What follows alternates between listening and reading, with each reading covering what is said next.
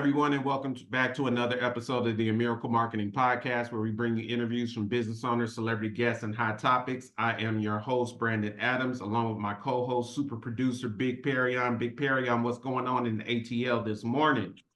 Man, chilling, cloudy, but it's a good day. It's good. All right. How about in Vegas? Man, you already know. It's July heading into August, so we already over the hundreds over here in Vegas. So, just trying to stay cool, my brother. That's all. That's what's up. Make sure you guys hit the subscribe button. And if you would like to be a guest on the show, send us an email to amiraclepodcast@gmail. On today's show, I'm very excited to have this gentleman on the show. You may have seen him on Comic View, on Share. He's done some big things. He's been on the Def Comedy Jam. He's an actor, producer. So without further ado, we're going to welcome to the show actor, producer, comedian, Damon Williams. What's going on, Mr. Damon Williams? Everything is good. How you guys doing, man? Man, we good. We good over here. How's everything with your way? Well, now everything is well. Last week we had storms and I was out of town. So I just had finished coming home, dragging tree limbs out to the front of the house so that the city couldn't ground them down. So it was, other than that, everything's good. It's a beautiful day. I just got back yesterday from an 8-day cruise on Festival at Sea. And that cruise had, artists like Robin Thicke and After Seven, Shaggy, Kerry Hilson, Roy Wood Jr. Landed in Chicago, and they had a beautiful outdoor house music celebration with my man Steve Silk Hurley, who has produced so many people like Selena Johnson, Robin S., CeCe Peniston, and they all came. And it was amazing to host that. So I'm chilling, man, but I've been on the run. Big Perry, we know Selena very well. yeah, man. Great artist. Yep. That used to be my my client. Yeah, I was her publicist. Yeah, strong voice, strong character, great lady. She brought out Ann Nesby, and they transitioned a song, which was really dope because she did a remix of a song that Ann Nesby was on originally. Ann Nesby from Sounds of Blackness, but it was just fantastic, man. So Chicago in the summer, if you ever get a chance to come, unlike the clouds you have in Atlanta right now or the heat you have in Vegas, we just got a beautiful 83-degree sunny day. All right. So, Damon, I've got a question for you. What made you get started in comedy? Besides the typical answer of, somebody dare you to try it, people thought you were funny.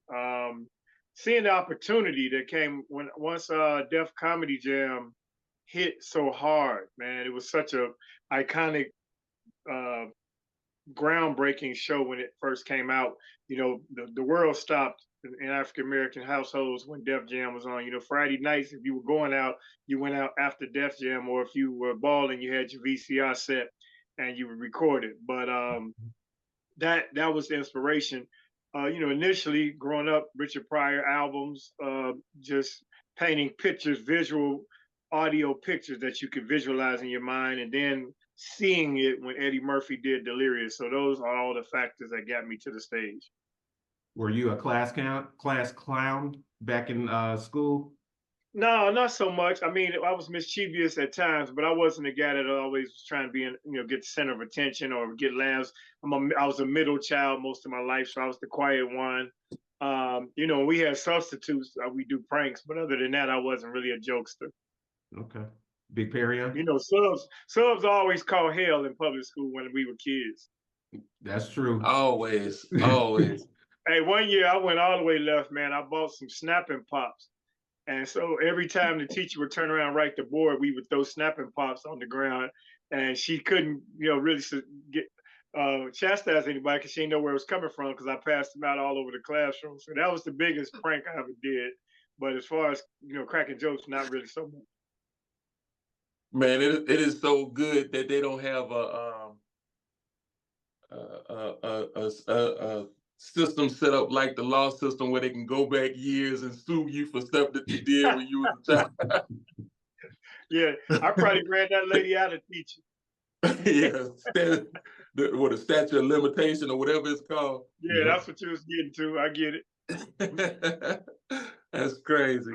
Now, as far as stand-up goes, for our audience and people who want to get into it, how hard is it to be on a circuit? You know, going around to different clubs and as a beginner, just starting getting over the fear of, you know, how people are going to react to your jokes.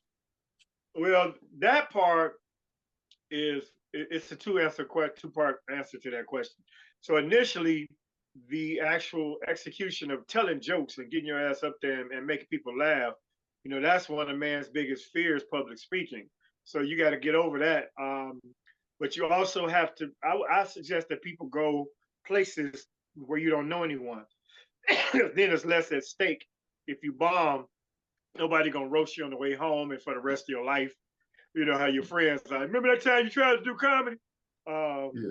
So I suggest that you go to a neutral territory. But secondly, to get on the circuit and get around, once you perfect, you know, being funny or at least get good enough to make people laugh, it's multiple opportunities across the country. But you have to really believe in yourself and invest in yourself to do it, because early on nobody's going to give you those opportunities because you don't sell tickets.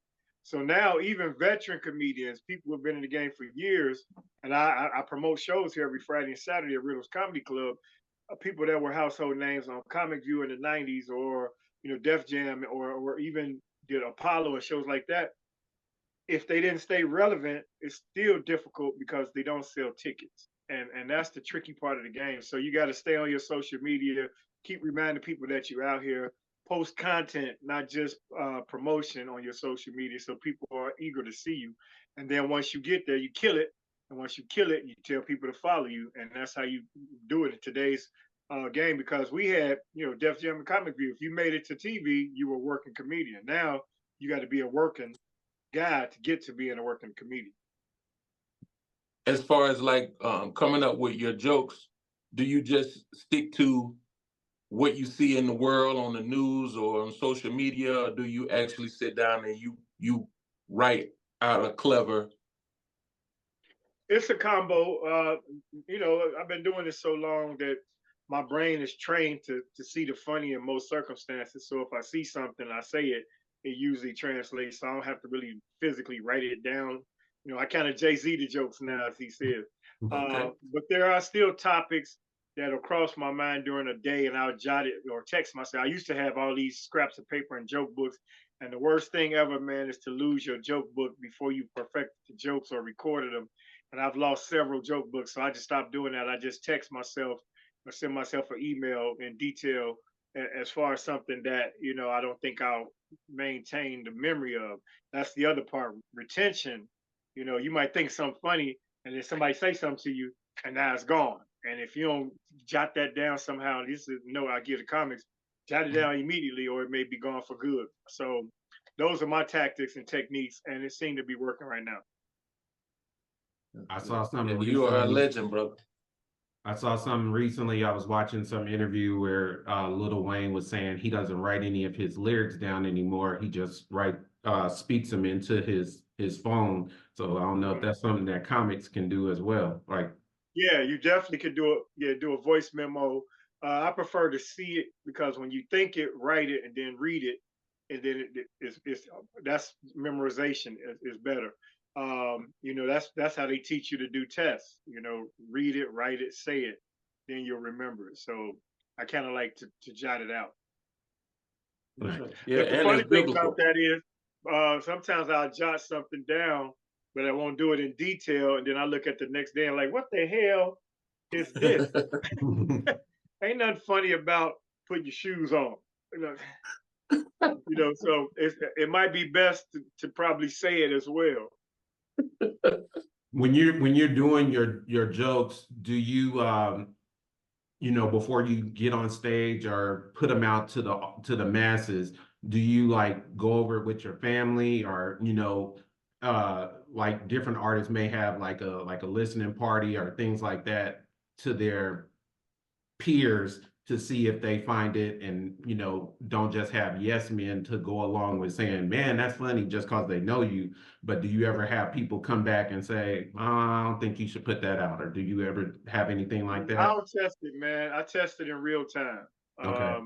You know, most things, like I say, after 31 years of doing this, I know funny, you know what I mean? And it's very rare that I'll drop something fresh that doesn't go over well because it's already made me laugh. And Hmm. so, and normally, if I don't freestyle it right then on the moment, if it's something that I thought of, I'm gonna find the funny in it by continuously talking. So if I thought just saying that one line I jotted down was funny and they don't laugh, I keep talking until I find something else funny about it. And sometimes we'll say something thinking the joke will go in one particular way, and someone in the audience might react to it or say something to it that inspire you to go in a whole different direction with the joke. And so that's been one. I had one great example of that. I was doing a joke, and it was a very first or second time even mentioning a topic because I used to host every week at this club, and so I did like a monologue based on top stories or current events. You know, some of it wasn't tested material because these people come every week, so I couldn't do my set. So I brought up the story about these conjoined twins. And when I was talking about it, I was setting up the joke by saying, yeah, and you know, y'all might remember them, but they died a couple of years ago. And the guy in the audience said, but when they died, did they die at the same time? And so my response was, well, I hope so. Otherwise, that's going to be an awkward funeral.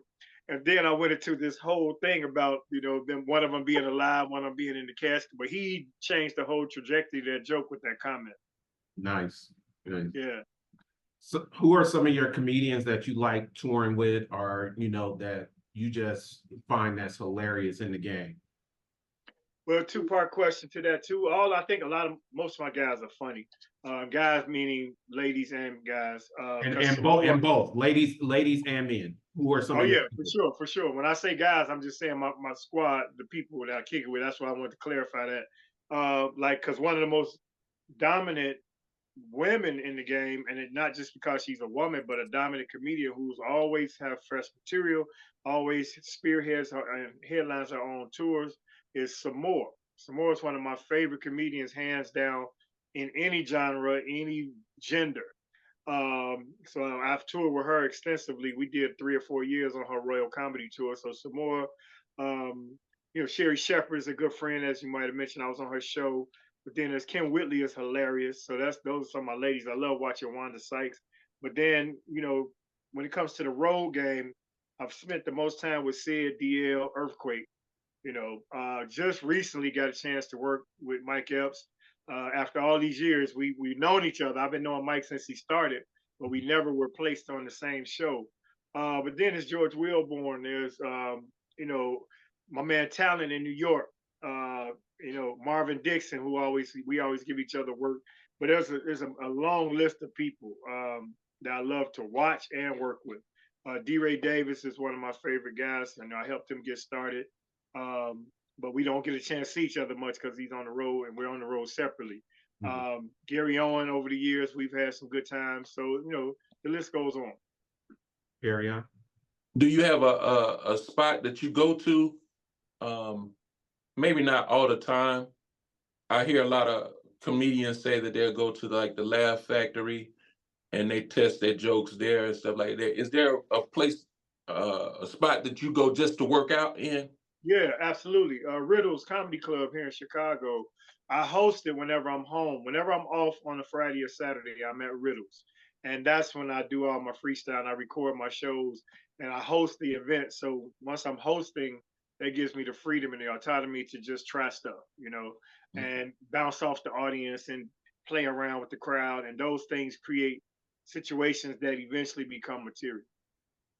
Have you ever been in an uncomfortable setting or a crowd that was just made you feel like, look, I just want to get off the stage and be done with Yeah, this? you know, I've had situations like I was hired to do this medical conference, and there were like foreign doctors, and you know, it just didn't click. You know, that was one of the most uncomfortable times where I had to rearrange my set. I had to slow down my pace, my way of speaking. I had to, you know, code switch so they understood culturally what I was talking about. So I had to refine my set to make it more universal. So I started talking about marriage and family and kids versus the things I normally talk about in a more broader sense. Do you prepare for situations like that, like upcoming situations, or you just do it on the spot? Now, since then, whenever I have something that I feel might be awkward or out of my norm or my ordinary, then I'll give a little extra more time to prep. But I work so often and I do so much that I'm kind of on autopilot most of the time. I'm going to shows, so I already know, I'm just gonna go and hit them with these hits, and I might have a few new things I want to try, even in a headline set. I have a challenge coming up soon. August 3rd, I'll be in Brooklyn at the in Flatbush at King's Theater, but it's a bunch of young hip hop artists, like Dream Doll and Saucy Santana, and a few other people I can't even mention because I haven't looked at the full roster. And I know that's not my general audience. I like to talk about how old school is this and new school is that. Well, now I got to flip it and relate to the new school people and not be, talking down toward them and kind of be relatable. So that's going to be an interesting thing to see. Luckily, I'm hosting and not doing an hour, because I don't know what I'm going to talk to people who follow that demo for an hour. For sure, for sure. What are some of the challenges on the business side, the issues and problems that comedians go through? Depending on how much involved directly you are as an artist with the business, it can be challenging. Like I say, I promote shows. So by me promoting the shows at Riddle's Comedy Club, for instance, that when it doesn't sell, I have to take the hit because I'm the promoter. And that part of the game is where the challenge comes in. But it's also the place where you can make more money if it hits. So it's rolling the dice, and all promoters are basically gamblers because you never know. The weather could be bad, or a storm could happen. Somebody could bring, Chris Brown to town, and your audience loves Chris Brown, so they go and see Chris Brown. In my case, somebody could bring Frankie Beverly and Earth, Wind and Fire, and there goes my audience. So that's one of the challenges. Then there's depending on how in depth your career is, taxes are an issue. You got to get you some good tax preparers because if you don't, we are independent contractors. All our income is given to us, and then we have to pay based on what we make. And if you don't have your write-offs and your deductions, then you're gonna be looking at a tax bill. And those people are relentless. And over the years, many entertainers have gotten into trouble with the taxes. So that's a big thing. Then booking travel, you got to be on point with that because you want to get all your points and all your perks because you travel so much. So you can eventually get free travel. You can eventually get free rooms. So all of these little things are things that you need to know behind the scenes versus just being funny. Yeah, because I know a lot of people that may want to get into it. They think they just go tell a joke, get paid, and go home, and Yeah. then later on they find out that they have a lot of other stuff to fix. Yeah. And if you ain't got your paperwork right with the person that you telling these jokes for, they might not pay you. So it's all type of things like, securing a deposit and a written agreement prior to the show. And so you definitely want to be on point. You want to get you some business savvy to an extent. I always recommend that comedians host their own room at some point and book and promote a show. Then you learn all aspects of it from both sides. Do you like Right.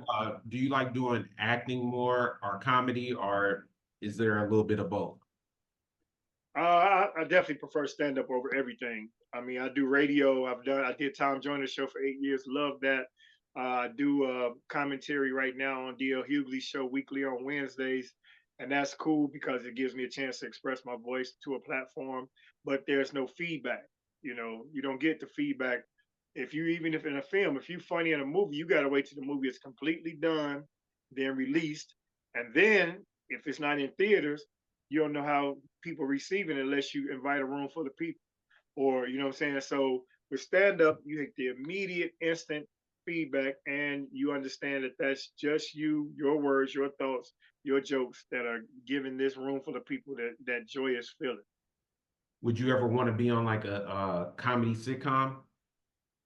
Of course, I mean, the thing about sitcoms, they overtake your life. I saw Bernie Mac do his sitcom, and he was so diligent and persistent at trying to get to syndication that it literally almost killed him. So, and I mean, just when I would go visit the Bernie Mac show, I've been out there to see him a couple times. It's a lot of sitting around and waiting, then retakes, and it's not comedy shows or movies are not like it looks in real time.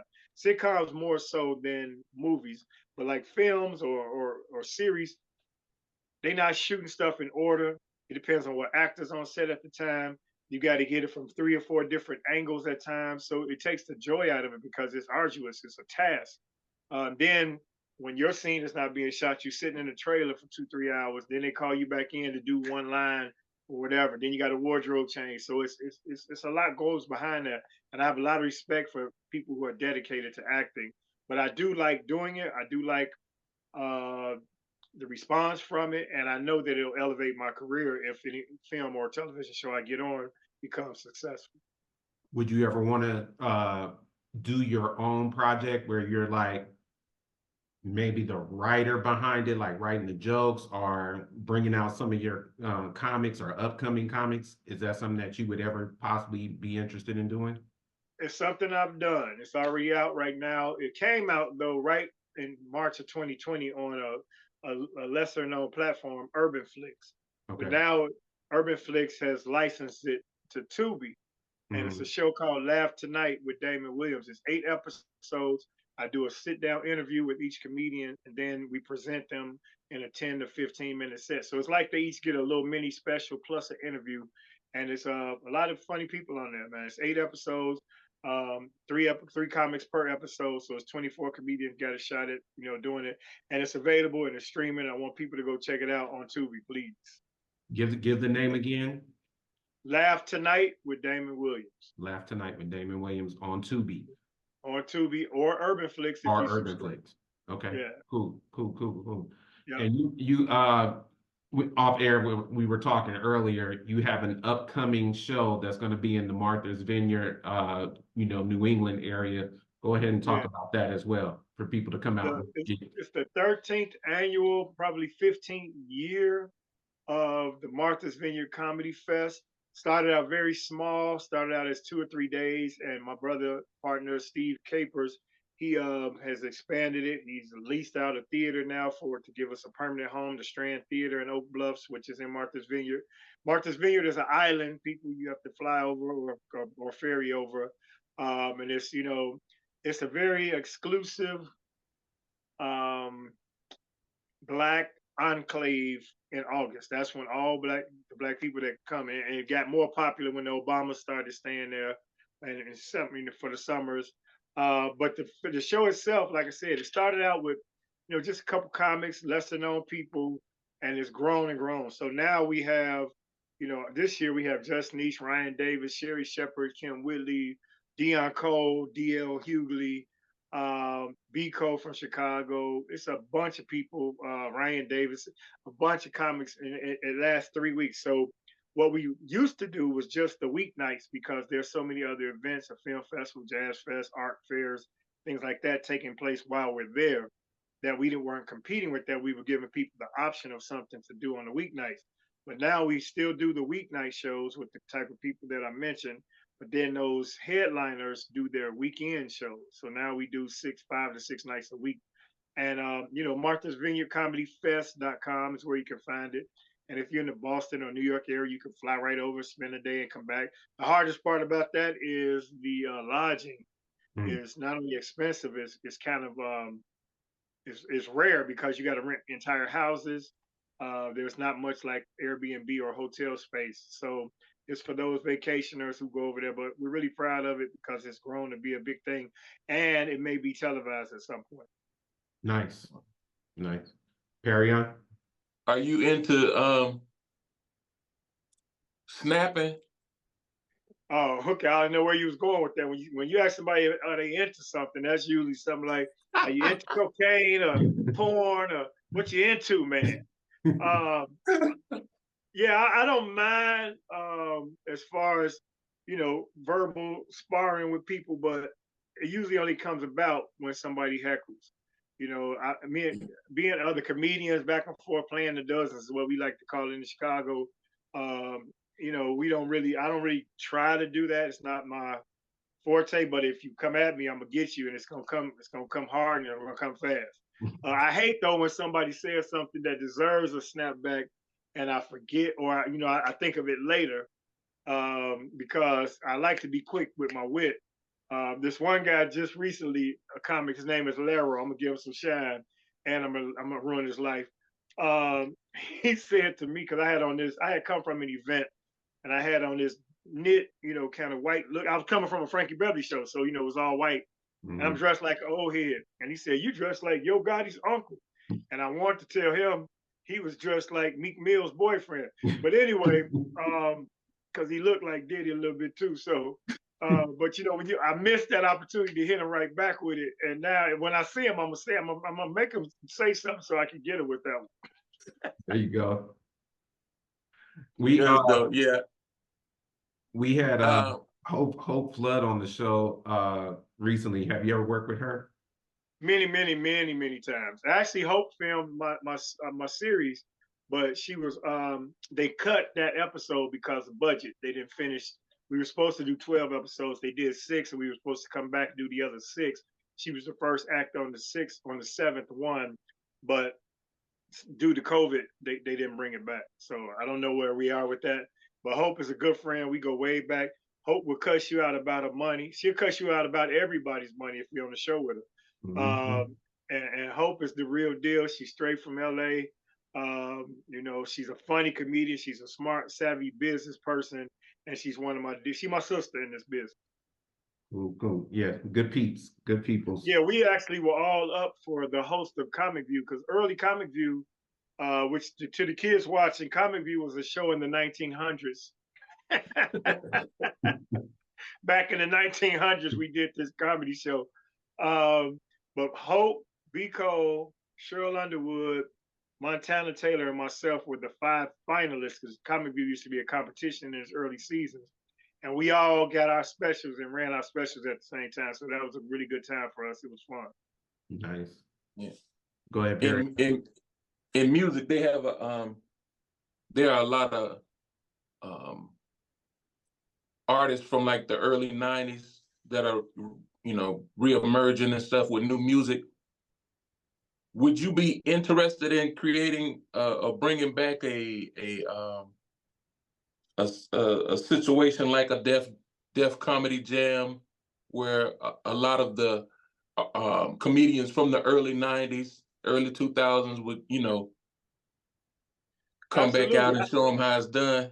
I actually pitched that idea to BET during COVID, because everybody was doing stuff virtual like this. So my idea was to show comedians of the 90s that are still out and about kicking it today or have blown up, show their first episode of Comic View, and then do an interview with them about what Comic View meant to them back then. So my show is similar to a combination of both of those ideas. What I pitched to them virtually, but we did it in person because it was a live sit down. And some of the comics are, some of the guys from back in the day. We had a couple comedians that did Comic View on that show, but it would be great to do a Comic View reunion style show and actually bring back people that were really big that have probably, become, like you say, more obscure now, like a Jamario and a Shucky Ducky. And these are guys that were household name. Montana Taylor, who was a host, Lester Berry, who was a host, who you don't see much of them out publicly now. And then the list of people like Rob Stapleton's, and it goes on and on, all the guys that we came up with. Yeah, we need a Rap City version of for comedians.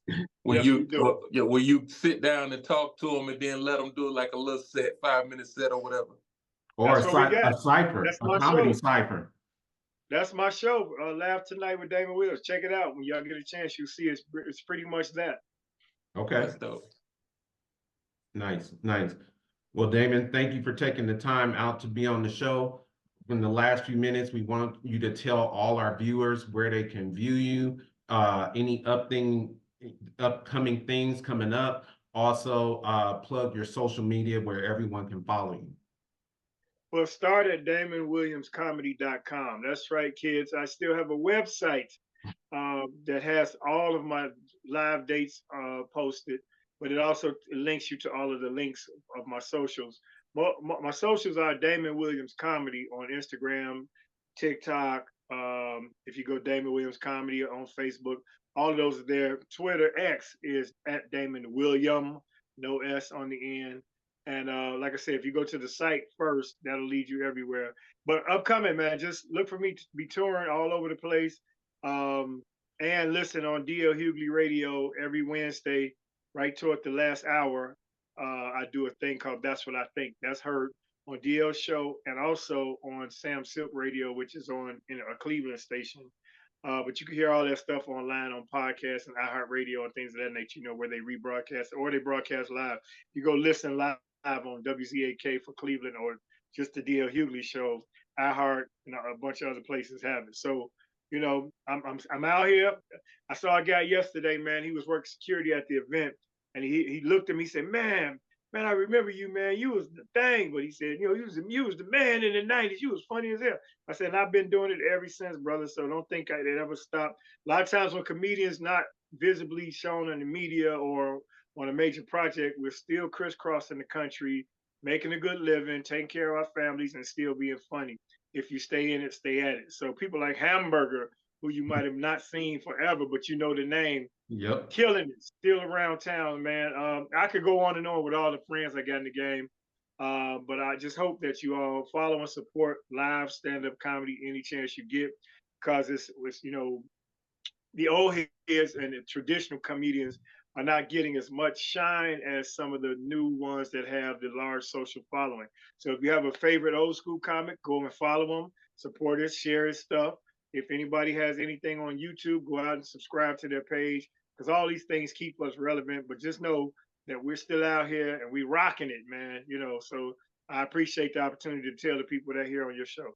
We Thank you so much. appreciate you being on. When you were here in Vegas, I was trying to get you on the show. I know we didn't get a chance to make that connection. Are you coming back to Vegas anytime soon? Yeah, I do that Vegas room every maybe 5 or 6 months. Mariposa is Black owned because my wife's best friend lives there. Okay. So we try to get to Vegas as often as possible. And I had one more thing I wanted to tell you guys about to look out for, and it's not coming. Oh, a movie.